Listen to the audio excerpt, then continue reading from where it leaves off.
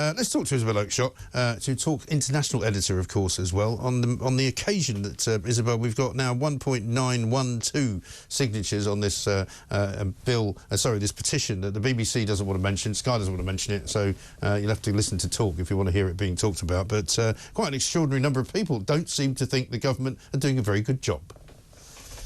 What a damning indictment it is on a government that's only been in power for a few months. I mean, this is quite extraordinary. It's only been going for, I don't know, 24, 36 hours or something, this petition.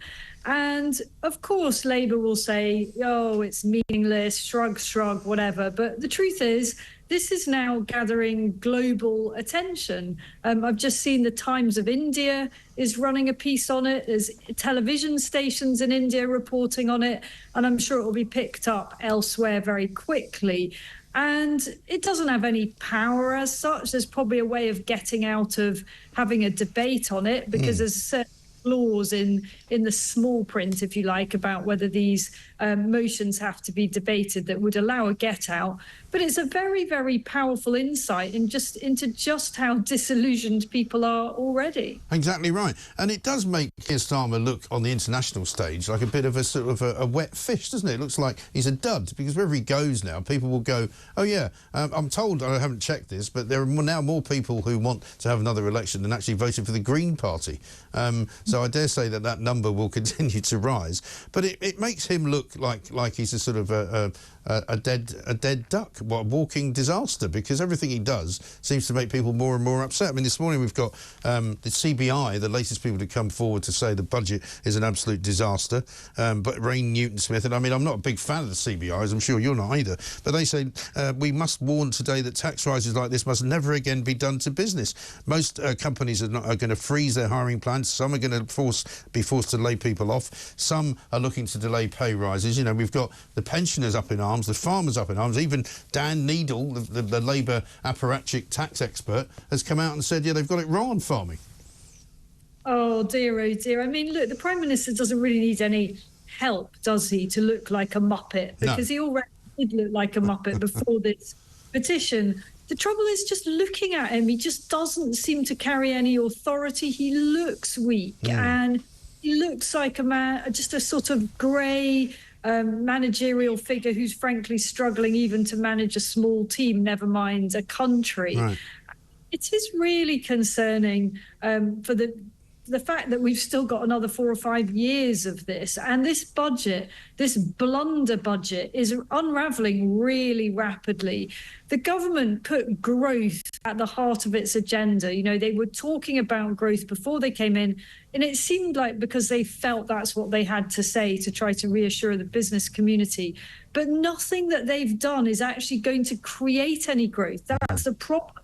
You know, the economy is flatlining, and it may get a little bit of a bump from Christmas. That usually happens. Obviously, retail sales go up very significantly over the Christmas period, hospitality and so on.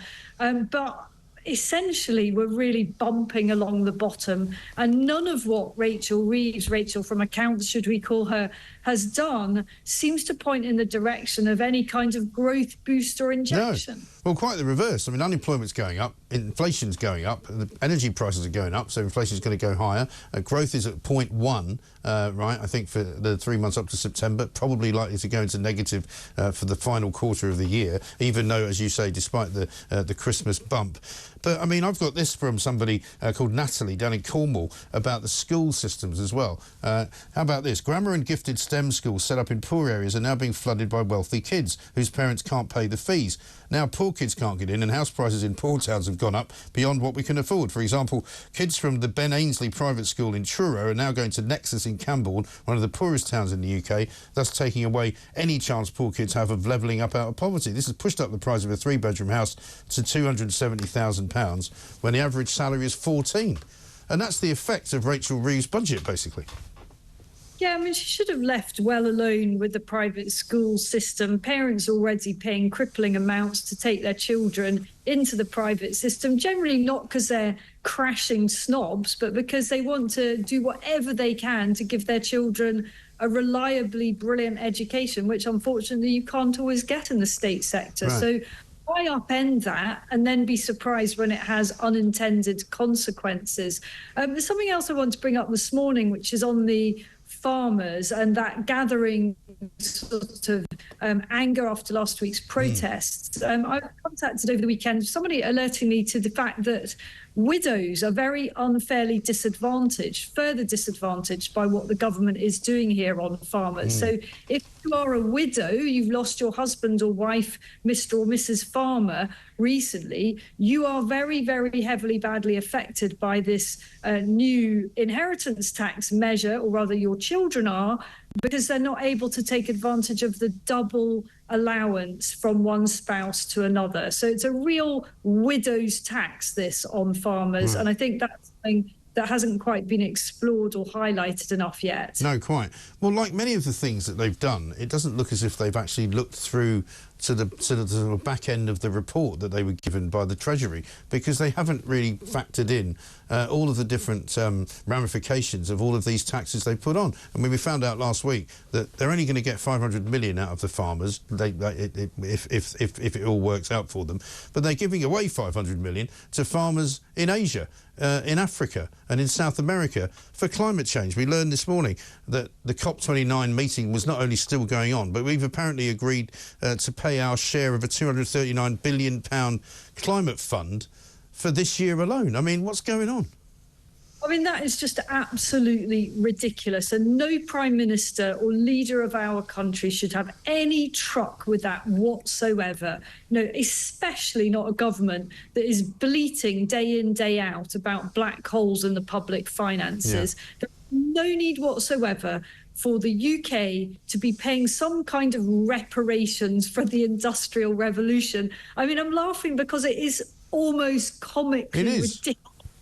And how anyone can be signing up to this absolutely beats me, especially since China seems to be a beneficiary of this. I mean, what a joke. What an absolute insult to the people of our country. I know, it is extraordinary. I've also discovered over the course of the last couple of hours that we've apparently sent old Dr. Tedros, remember him from the World Health Organization, another 310 million to keep them going to fancy dinners around the world. I mean, evidently the magic money tree is still producing plenty of fruit for this Labour government to chuck down to anyone that it sees fit to benefit, rather than actually the British people. I genuinely, I just don't know what is going on in their minds, this lot, and how they're allocating these types of very large sums to these kind of supranational and international organisations, when people in our own country are really struggling. Yeah.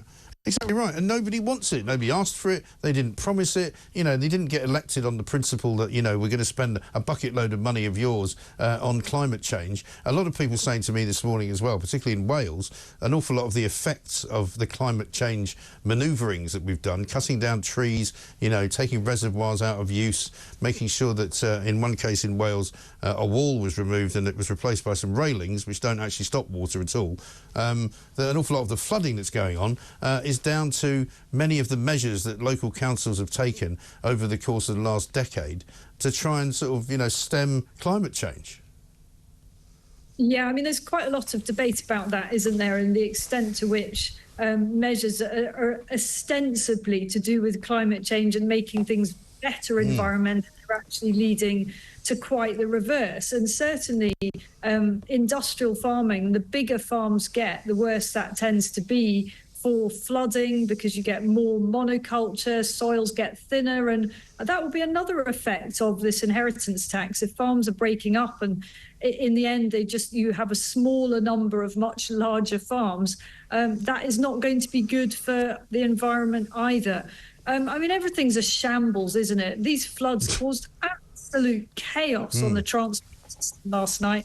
Half my family had an utter misery. It was like, you know, probably Hannibal had an easier time crossing the Alps with his elephants than it was to get from London anywhere out to the countryside last night. Already trains don't run properly on a Sunday anyway. It rains a bit heavily and there's a bit of wind and, you know, everything disintegrates. I know, absolutely. Let me just finish up with a story in the Mail today on page 13. I don't know if you've seen it, but it involves our old friend, Labour peer Tom Watson. Apparently he's become a paid advisor to a company called Palantir. Now, I hadn't heard of these people before now, but you may know them. Apparently, they're a CIA-linked data mining company run by, in Britain, Louis Mosley, a nephew of young Max Mosley. You might remember him from the good old days of tabloid newspaper coverage. Lord Watson, of course, was given £540,000 in donations from Max Mosley at one time. He's now declared on his members' interests in the House of Lords that he's got a deal to operate for them in some form of advisory role. They are paid, and this is the bit that shocked me, £330 million. They've got a contract with the NHS to operate some kind of data mining situation, handling British patients' sensitive details. These are the kind of things that you find out about, and they're quite shocking about the way Britain is run. Yeah, I mean, these vast contracts are right across the NHS, and they're often for things that no one knows about, and some of them may be valid and provide a good service and others don't. Palantir definitely rings a bell with me. I'm no expert on it, but it's a pretty well-known company, and is hoping that that company is doing a very good job, because one thing the NHS is not good at is looking after people's data and actually managing records well. And it's still the case that despite the fact that successive health secretaries have promised the total seamless patient records on computers, it's still the case that if you turn up at A&E with something wrong with you, many a times they can't find any records about you whatsoever, and you or your relative have to tell your story half a dozen times to a dozen people. So I don't know. I just hope that we're not throwing many, many hundreds of millions at yet more failed systems. No, you would like to think so, but we shall investigate and come back to you. Isabel, good to talk to you. Thanks very much indeed. Isabel Oakeshott there, Talks International editor.